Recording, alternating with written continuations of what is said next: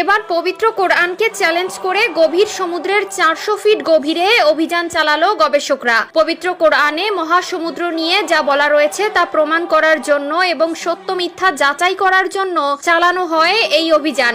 গভীর সমুদ্রে অভিযান চালিয়ে কোরআনের সাথে কি মিল পেল সেটাই জানবো আজকের ভিডিওতে। প্রিয় দর্শক, আপনারা পবিত্র কোরআনের পক্ষে নাকি বিজ্ঞানীদের পক্ষে অবশ্যই কমেন্ট করে জানাবেন। তো চলুন বেশি কথা না বলে শুরু করি আজকের ভিডিও। পবিত্র কোরআনে কোনো সাধারণ সমুদ্র নিয়ে কথা বলা হয়নি। পবিত্র কোরআনে বলা হয়েছে মহাসমুদ্র নিয়ে।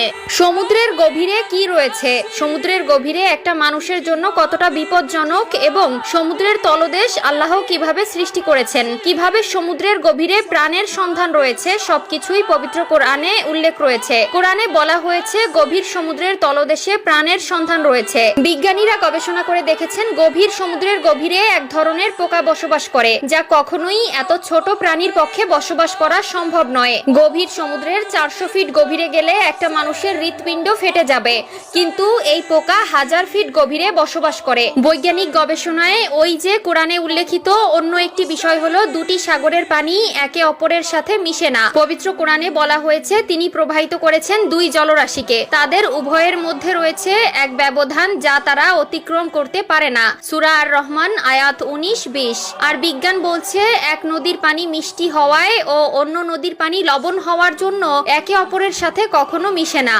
তারা এর বাস্তবতা প্রমাণ করেছে। সাগরের নিচে গভীর অন্ধকার নিয়ে পবিত্র কোরআনে উল্লেখ রয়েছে। কিন্তু মজার বিষয় হলো যে হযরত মুহাম্মদ সাল্লাল্লাহু আলাইহি ওয়াসাল্লামের সময়ে এমন কোনো আবিষ্কার ছিল না যা দিয়ে সমুদ্রের অন্ধকার সম্পর্কে জানা যেত। তাহলে তিনি কিভাবে জানলেন? এই প্রশ্নটি সবারই থেকে যায়। এর সহজ উত্তর হলো যিনি প্রিয় নবীর উপর পবিত্র কোরআন নাজিল করেছেন তিনি তাকে জানিয়েছেন গভীর সমুদ্রের গভীরতা ও অন্ধকার সম্পর্কে। এখন তো আধুনিক বিজ্ঞানের যুগ। বিজ্ঞান নানাভাবে নানান যন্ত্রপাতি আবিষ্কার করছে এবং তার অভিযান চালিয়ে তার বাস্তবতা ও সত্যতা প্রমাণ করেছে। পবিত্র কোরআনে উল্লেখিত সকল বিষয় আধুনিক বিজ্ঞান একের পর এক সত্য প্রমাণ করছে। তারা পবিত্র কোরআনের ভুল খোঁজার জন্য মরিয়া হয়ে উঠেছে, কিন্তু যে পবিত্র কোরআন আল্লাহ নিজে বানিয়েছেন সেই কোরআনের ভুল কোনো মানুষের পক্ষে ধরা সম্ভব নয়।